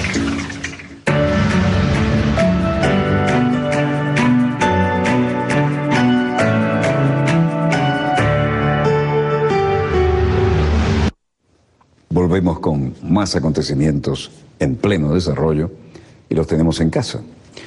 Siempre impactante, Daniel Stulin nos acompaña en otro dossier para la colección. Hay temas que habíamos conversado fuera de cámara. Acabamos de tocar uno. Abre fuego con él. Retiro la pregunta que iba a hacer. Abre fuego directamente. Sí. Unas cosas que... Y los mismos que derrocaron a Gaddafi después mataron a Stevens. Y esta es la realidad que la gente no entiende. En esta operación se hizo posible con colaboración entre los americanos y MI6 británico. Y entonces son las cosas que estamos viendo en el Oriente Medio, que no podemos nunca tener ningún tipo de paz. Porque al fin y al cabo, ahora tenemos sauditas, israelitas trabajando juntos contra Irán y Siria. ¿Cuál es el pecado de Irán? Irán no tiene ningún... Ser coherente con su religión y sus valores. Totalmente, exactamente. Por un lado tienes los suníes, por otro lado los chiitas. Yo he estado en Irán y uno no puede creer el estereotipo que nos vendían. Es un país modernísimo, con un estándar de vida envidiable, que las mujeres andan con velo, las mujeres andan con el maquillaje mejor de Europa, Totalmente. Se ponen el velito discreto, usan las mejores cosas que se pueden comprar en la mejor boutique de París y tienen un rollo, no entienden lo que está pasando allí. Lo que está pasando es, o sea, tienes un país... Y los ayatolás existen y mientras uno guarde ciertas normas ahí, andan como si estuvieran en Europa. Totalmente, un país que con mejor poder adquisitivo, además. Muchísimo mejor. Que durante 2000 años se llamaba Persia, el país que no ha invadido nunca a ningún otro país. Y tú tienes los sauditas y los israelitas. Además, los persas tienen una cultura milenaria. Efectivamente, 2000 años de historia pinta algo en esta historia. No son los beduinos que hasta 1765 estaban paseando por el desierto. Esto es lo que es la casa de Assad. Y esto es el veneno que nos meten los medios de comunicación, las películas, las series. Los medios de comunicación forman parte de la, volviendo al principio, ¿no? Los medios de comunicación forman parte de la élite mundial. Su objetivo no tiene nada que ver con la verdad que te están contando. Es otra cosa, es la verdad de los principales medios que trabajan de forma conjunta con los grandes empresarios, grandes empresas, grandes gobiernos, cuyo objetivo es otro mundo paralelo de humo espejos. Mira, hace como 40 años, vamos a decir 30 conservadoramente, yo empecé a decir, cuando venga este mundo interconectado vía satélite, vamos a tener dos realidades, ¿no? El teatro de operaciones real, sea crisis política, financiera, militar, y el que proyecten en los medios que la guerra que viene a las neuronas. Bueno, ahora ya es la cosa. Nadie duda que eso es la guerra de cuarta generación, pero esto es un descarado intento de manipulación a escala planetaria, ¿verdad?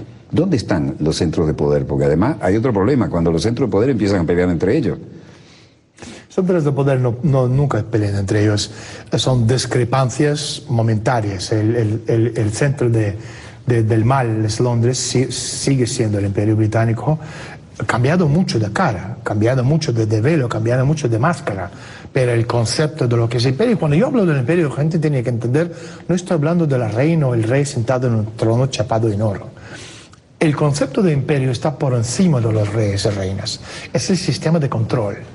Este es lo que es el imperio, control de todo lo que nos rodea, sistema de control, gobierno no mundial, sino empresa mundial S.A. ¿Qué papel juega Rusia en esto? Rusia juega un papel importante en el sentido que ese es el contrapeso de lo que estamos viendo, y por eso era tan imprescindible para la élite destruir Rusia en los años 90 y casi lo consiguen, hasta que estas cosas que pasan, ¿no? En la historia, viene Putin, un tipo que no debería haber durado mucho tiempo, le pusieron para sustituirle a Yeltsin, básicamente para cargar todos los males de Yeltsin encima de Putin, quitarle del medio. Yeltsin dejó los tachos de basura por el suelo. Obviamente, pero ese era el objetivo. Es decir, Yeltsin, según el occidente, era el demócrata. Vino Vladimir Vladimirovich, barrió, armó, sobrevivió. ¿Cómo fue eso? ¿Se le escapó de control? Sí, yo creo que en los mejores planes siempre hay un porcentaje de trial and error, ¿no? Donde pues nunca se sabe cómo se te va a salir. En ese sentido, yo creo que... Pero Putin es un señor, está mandando. Sí, obviamente, es imprescindible. Ahora mismo lo que tú estás viendo es estas alianzas, sobre todo Rusia, China, BRICS, el nuevo Banco de Inversión Asiático. Estas alianzas son alianzas muy importantes, pero todos están basados en un futuro de la humanidad basado en desarrollo tecnológico e industrial, donde hay un plan de razón de ser del ser humano en nuestro mundo. Y esto es un contrapeso importantísimo en lo que estamos viendo ahora mismo, porque Rusia solo no puede sostenerse, China solo no puede sobrevivir, India, por muy India que sea, como China, un país de 1.300, 1.500 millones de personas, solo no puede sobrevivir, Estados Unidos solo no puede. Es cuestión de todos esos países unidas y fuerzas contra el Imperio Británico, y cuando digo estos países, digo Rusia, China, India y los Estados Unidos.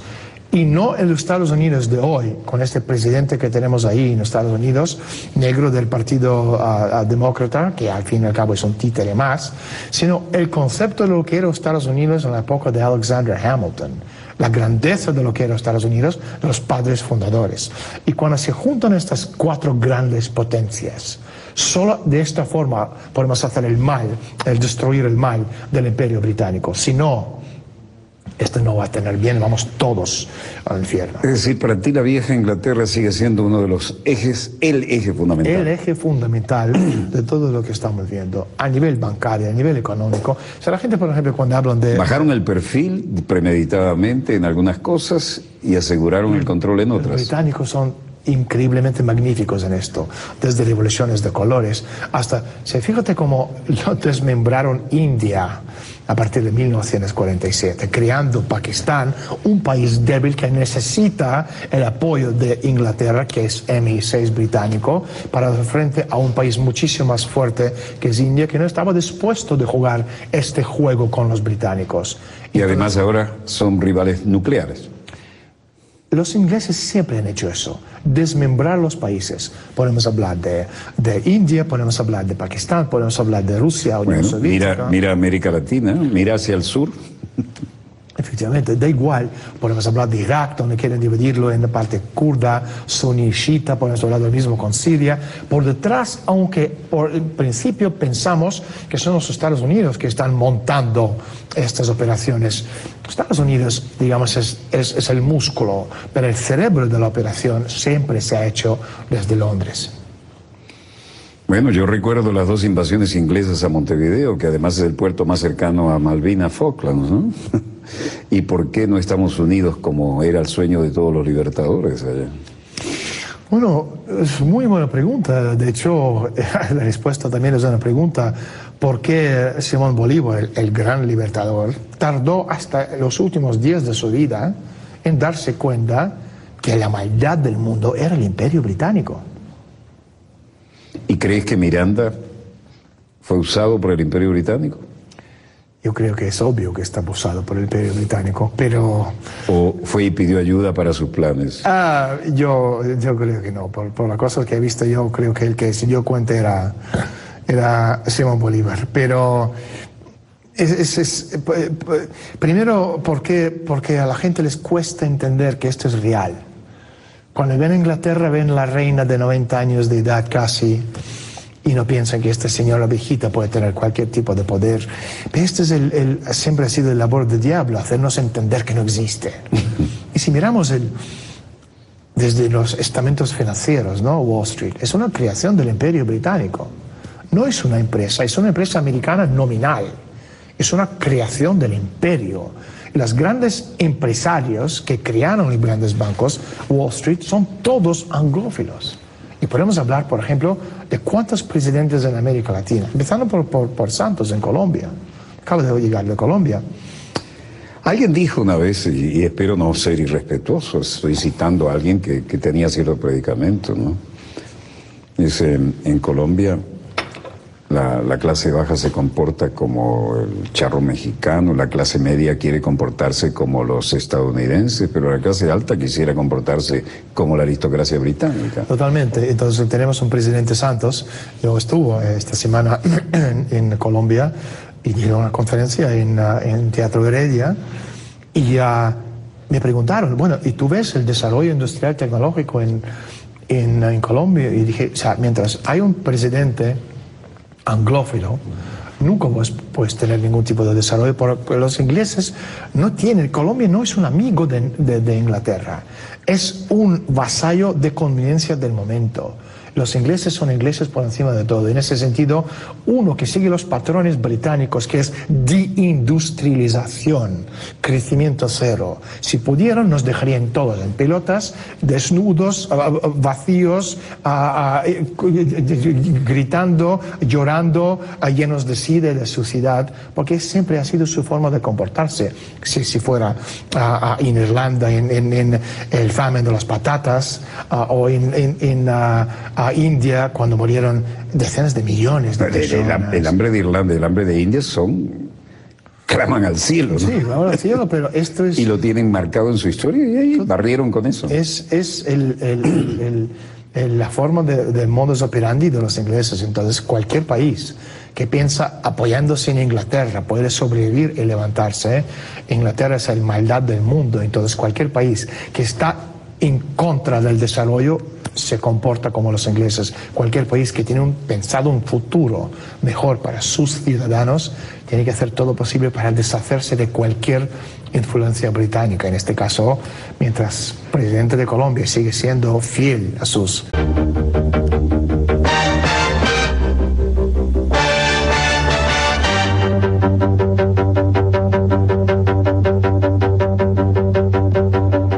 Salud amigos, tripulantes de nuestra querida, contaminada y única nave espacial. La misma que, desde la última vez que nos vimos por estos medios, ha dado otra vuelta sobre su eje imaginario y, por supuesto, sigue generando acontecimientos en pleno desarrollo. Para hablar de ellos, tenemos aquí otro acontecimiento. Con nosotros está el famoso analista, hombre de ideas propias, escritor, productor de bestsellers, Daniel Stulin. No requiere demasiadas presentaciones, pero sí aprovechar todo el tiempo que disponemos con él para que sea un dossier a los que ya nos dejó con un buen sabor de boca la última vez que pudimos dialogar acá en vivo y en directo. Bienvenido, Daniel. Tenemos noticias de tus nuevas producciones literarias y quiero entrar en materia de una vez. ¿En qué consiste este nuevo trabajo? El nuevo trabajo, primero, buenas noches. Para mí es un enorme placer volver a encontrarme contigo, estar en este programa que es única e irrepetible. El nuevo trabajo que sale en octubre en España, que se llama Fuera de Control, el subtítulo es Cómo el Occidente creó, financió, armó y desató el terror islámico sobre el mundo. Creo que con este subtítulo se queda bastante todo claro. En este mundo tenemos 3 estados terroristas: Estados Unidos, el estado número 1, Inglaterra, el estado número 2 terrorista del mundo, y número 3 Arabia Saudita, que son los que financian terrorismo en el mundo. Los británicos tienen casi todos los grupos terroristas en el mundo con su sede central en Londres, y Estados Unidos usan terrorismo islámico para desatar las guerras y promover sus iniciativas, y esta promete ser una obra muy caliente, y creo que tendremos muchas polémicas de muchas cosas de que hablar una vez que salga en octubre. No todo el mundo se atreve a decir eso, que es una verdad que se dice con silenciador, ¿no? Pero tú lo has colocado en camino de otro bestseller.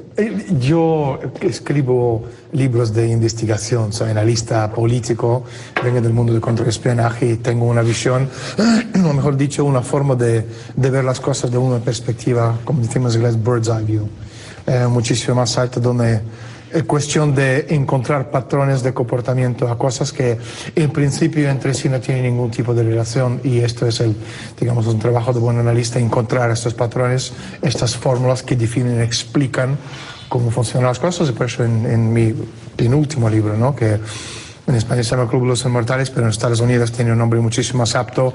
¿Cómo se llama en español? ¿Cómo se llama? El Club de los Inmortales. El Club de los Inmortales. Pero en inglés sí, es un nombre mucho más apto, que se llama Trans-Evolution, The Coming Age of Human Deconstruction, donde explico que estamos viviendo un cambio de paradigma más grande en la historia del ser humano, y que lo que estamos viviendo de aquí a muy poco tiempo va a cambiar para siempre el desarrollo del ser humano en el planeta Tierra. Y este es el libro donde yo encontré estos patrones de comportamiento entre historia económica, biología sintética, conquista del espacio, transhumanismo, y ha creado un modelo de aquí para el futuro que explica muchísimas, si no todas, de las cosas que nos están pasando. Este es el libro, digamos, que está nominado al Pulitzer, pero en este último trabajo sobre el Islam, terrorismo, explico cosas que la gente no, a nivel tanto histórico como político, ¿no?, que una vez leído a uno tiene que entrar una rabia por cómo, la forma tan cínica, nos toman el pelo a todos y nos toman por idiotas, porque piensan que lo somos todos. Muchos lo son, pero no todos. Hay un manejo descarado del tema mediático a escala planetaria, ¿no? Se supone que primero fabricaron la necesidad, después llenaron esa necesidad con los medios que tenían a su disposición. Ahora todo el mundo cree o siente que debe estar informado, pero resulta que la desinformación como arma es uno de los elementos más presentes en la cotidianeidad, ¿no? Por supuesto que sí, es en el mundo actual. El periodismo de los medios de masa completamente han perdido cualquier tipo de credibilidad. Me parece las últimas noticias era como el nivel de credibilidad es 35-38%. Pero lo que sí que está pasando ahora mismo, y esto también es lógico, es decir, los grandes medios de comunicación de masa occidentales, New York Times, Washington Post, CNN, Le Monde, The Economist, Wall Street Journal de este mundo, forman parte de la élite mundial. Es totalmente lógico que ellos no tienen ninguna ni obligación ni la necesidad para contar la verdad a nadie. Su objetivo es defender los objetivos de sus amos, que al fin y al cabo es el tipo que le paga los sueldos a los periodistas.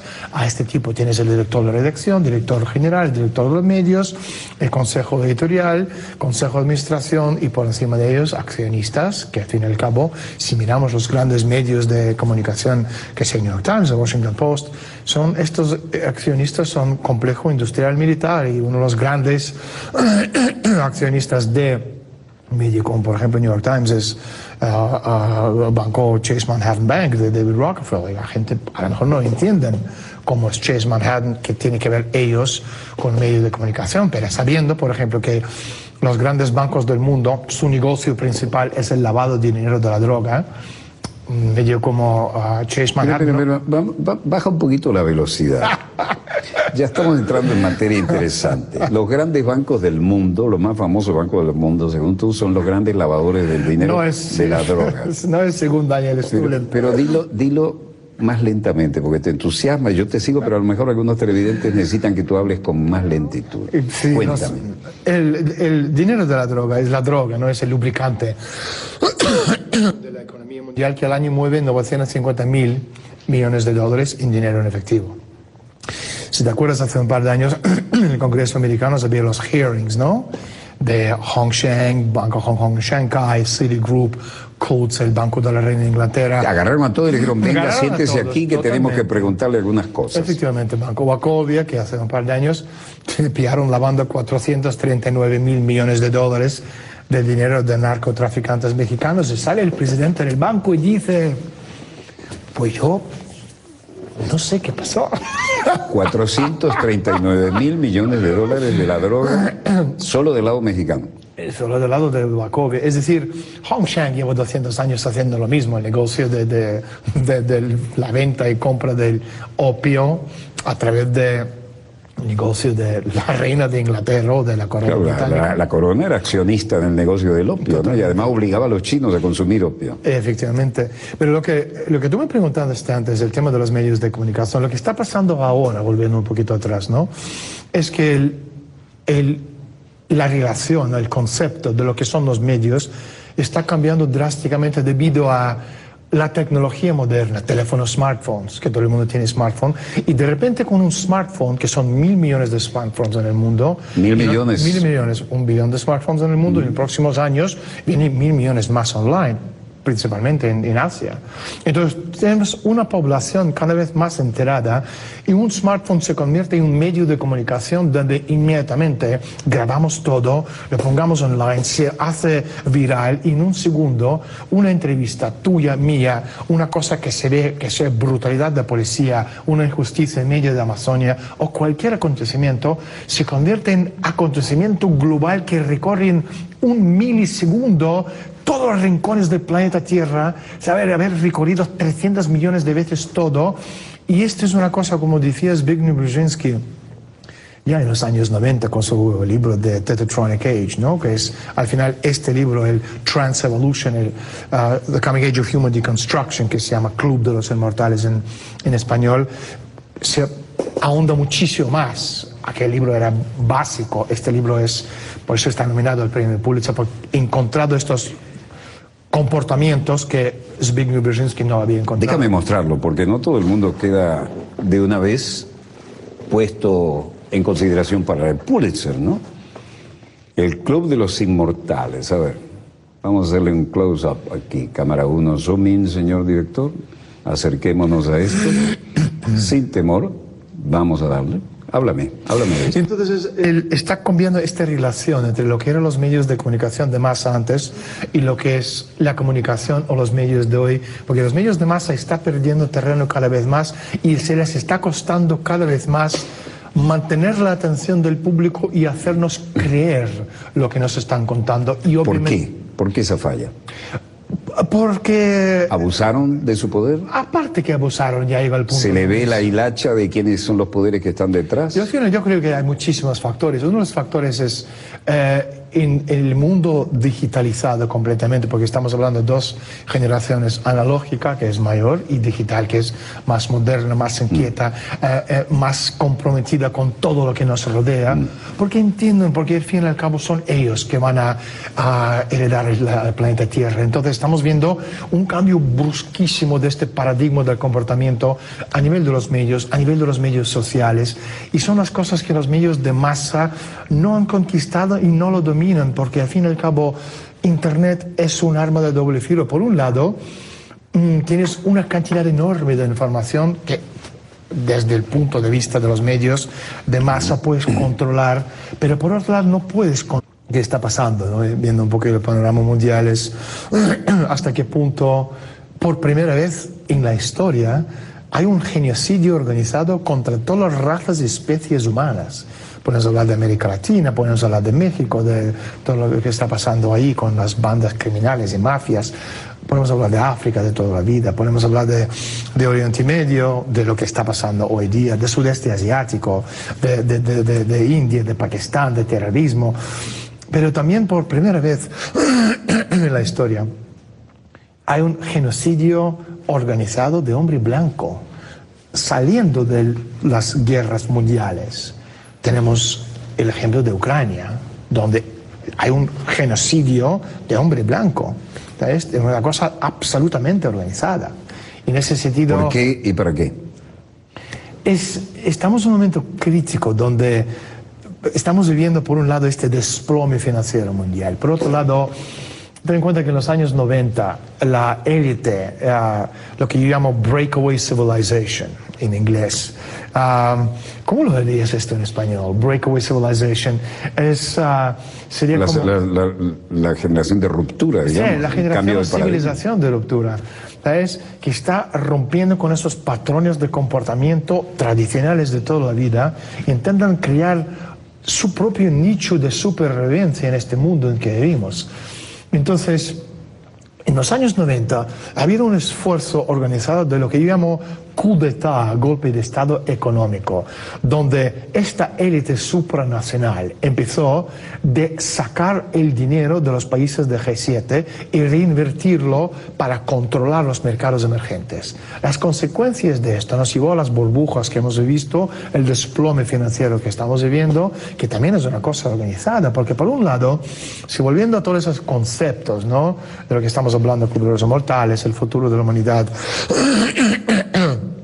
por un lado, si volvemos 6.000 años atrás, por ejemplo, ¿quién controlaba el poder en Egipto? Eran sacerdotes, que nos lo proporcionaron a cuentagotas. Entonces, a lo largo de esos miles de años, el conocimiento se guardaba de forma muy, muy celosa entre sociedades secretas que le pasaba de bisabuelo a abuelo, abuelo a padre, padre a hijo, hijo a nieto, etcétera. Ahora mismo, 6.000 años más tarde, con la revolución informática, cualquiera sentado en un árbol en medio de Amazonia, con Internet, Google y deditos, tiene acceso a 95%, 94, 96%, de todo el conocimiento del mundo. Entonces la élite están diciendo, bueno, ¿y qué hacemos ahora? Que esta masa sucia, nosotros, los plebes, el mismo acceso a conocimiento que nosotros llevamos miles de años pasando de boca a oreja, generación a generación, de los más privilegiados. Entonces, por un lado, estamos viendo este desplome económico mundial de todos los rincones del planeta Tierra. Estados Unidos, Inglaterra, Europa, América Latina, África, Oriente Medio, todo está cayéndose en picado. Pero por otro lado, esta superélite mundial están invirtiendo trillones de dólares de su riqueza inagotable, invirtiendo en una tecnología futurista tan avanzada que esta separación entre 1% o 0,1% y el resto de la humanidad hoy día es más grande que nunca. Y por eso estamos viendo tantos desarrollos tecnológicos, tanto progreso que casi a diario nos están bombardeando con noticias, rebrain engineering, la capacidad de bajar nuestra conciencia a un avatar de nuestra elección, todas esas cosas que vienen a través de movimientos tan variopintos como por ejemplo Rusia 2045, de gente como Ray Kurzweil, que es el gran puba de toda la tecnología en Google. uno de los inventores más importantes del siglo XX, a Michio Kaku, estos tipos de personas que están unidos en movimientos Tú dijiste el gran Puge. Gran Puba. Puba, explícamelo. El gran jefe. ¿En qué idioma? ¿En qué jerga? Es en inglés, puba, es una cosa de... se le dice en inglés puba, pero bueno, palabra en sí no existe, pero lo usan. ¿Es un código de quiénes? No, no es un código, es una cosa de un sitcom americano, ¿no? Donde usan estas palabras. Entonces, lo que estamos viendo es eso, estamos viendo el desplome financiero económico, estamos viendo el genocidio organizado como contra hombre blanco, estamos viendo cosas que están pasando que hace 10 años habían choqueado, yo creo que cualquiera. Y hoy día no choquea a nadie porque estamos tan acostumbrados a un nivel de violencia tan alto que parece, o sea, el ser humano llegar al punto donde es capaz de aguantar cualquier cosa que eso está pasando. Y sin, obviamente, comentar o dejar de comentar lo que estamos viendo en Oriente Medio. Yo te quería llevar a ese punto, digo, en medio de todas estas teorías macro, volvamos a cosas tradicionales, casi bíblicas, ¿no? ¿Cómo hacemos para que convivan israelíes y palestinos? Nosotros los cristianos en Tierra Santa. Nosotros los cristianos con derecho a Tierra Santa. A ver. ¿Sabes lo que pasa? Que Israel como Estado es un ejemplo perfecto de un campo de concentración sin barrotes nazi.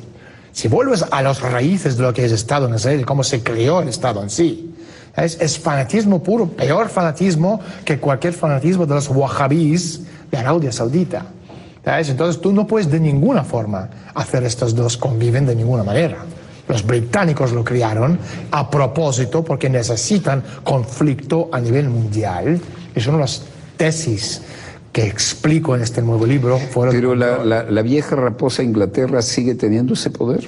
La vieja no es vieja, es más maligna que nunca. El poder del Imperio Británico nunca ha dejado de existir. Fíjate en este libro, ¿no? El nuevo, Fuera de Control, sobre el Islam. Repite el nombre. Fuera de Control. Yo quería llamarlo otra cosa, quería llamarlo en el nombre de Allah, con subtítulo Cómo el Occidente crió, armó y desató el terror islámico en el mundo. Pero mi editorial Planeta tiene muchísimo miedo con este título, entonces quedamos con un título, digamos, de consenso, ¿no? Fuera de Control. Y entonces, claro, tú ves el papel del Imperio Británico y te das cuenta que 90% de todos los grupos terroristas del mundo tienen su sede central en Londres. ¿Y el MI6 qué hace? ¿Mira para otro lado? No, MI6 no, mira por otro lado. Lo fabrica. Forman parte de toda esta conspiración. Mira, te pongo un ejemplo. Patean al MI5. Es una locura. Claro, que te das cuenta en locura que vivimos. Bueno, aclaremos, para lo que no le gusta esto a usted, el MI6, el MI6, sería la CIA versión británica, ¿no? Y el MI5 sería la FBI. Y el MI5 sería el interno, ¿no? Y el MI6 es el servicio exterior. Entonces lo que tú tienes, pongo un ejemplo, el tipo que se puso enfrente del Ejército de Liberación de Libia, era un tipo que se llama Ahmed Belhaj. Este tipo, Belhaj, en el año 88 hasta 92, era el terrorista número 1 de Estados Unidos, miembro de Al-Qaeda, es decir, después se convirtió otro que se llama Bin Laden, pero antes era Belhaj.